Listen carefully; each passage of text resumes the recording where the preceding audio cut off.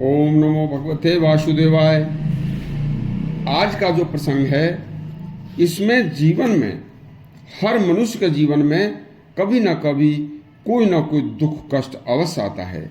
ऐसे ही 4 दुख आचार्य चाणक्य ने महादुख बताए हैं, एक बार जरूर सुनिए। महाविद्वान आचार्य चाणक्य ने मनुष्य जीवन का कोई भी क्षेत्र ऐसा नहीं छोड़ा था जिसे जीवन के हर महत्वपूर्ण कार्य को सर्वसाधारण के कल्याण हेतु उन्होंने समस्त शास्त्रों का अध्ययन करके और फिर स्वयं अच्छी तरह से उन समस्त बातों को सोचकर समझकर उनके गुण और दोषों का आकलन करने के बाद अपनी पुस्तक चाणक्य नीति में उन्होंने सरल भाषा में न समझाया हो। आचार्य चाणक्य ने मनुष्य जीवन में घटित होने वाली 4 महत्वपूर्ण घटनाओं को महादुखदायी घटनाएं बताया था।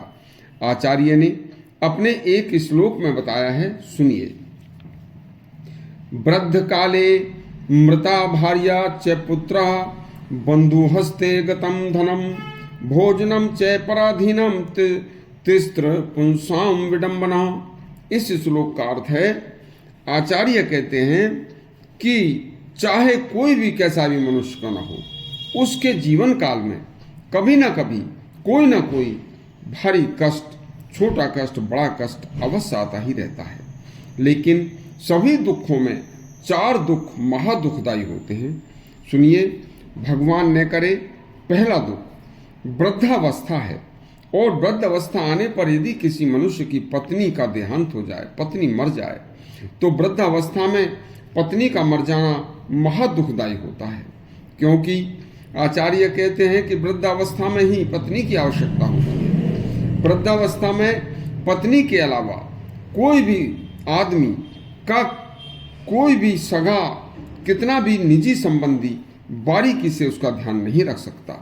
तब हर घड़ी हर क्षण उस मनुष्य को अपनी पत्नी की याद आती है और वह उस महादारुण दुख में डूबा हुआ भारी कष्ट का अनुभव करता है।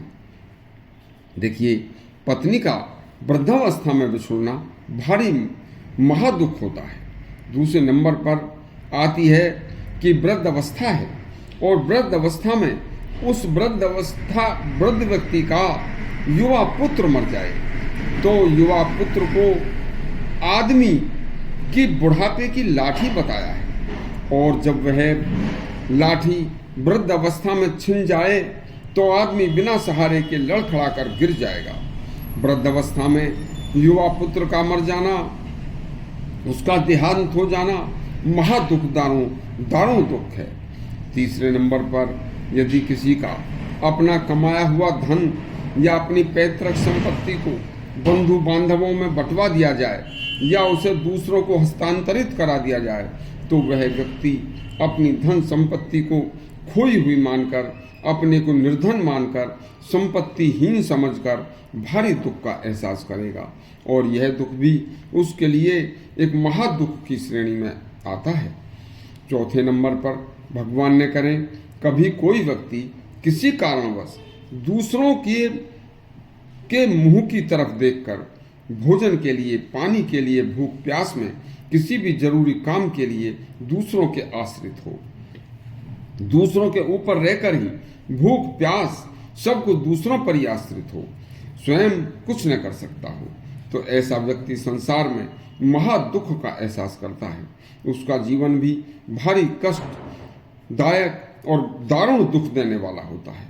यह 4 महादुख भारी दारुण दुख की श्रेणी में आते हैं। आचार्य चाणक्य कहते हैं, यह सभी दुख मनुष्य को अपने पूर्व जन्म के कारण मिलते हैं। इसलिए इस जन्म में मनुष्य को मनुष्य योनि पाकर मनुष्य को सदा सद कार्य करते रहना चाहिए, ताकि इस जन्म में भी कष्टों का निवारण हो सके तथा अगला जन्म भी सुख पूर्वक मिले। यदि आपको यह प्रसंग अच्छा लगा हो तो हमारा चैनल सब्सक्राइब करें और घंटी दबाएं। धन्यवाद।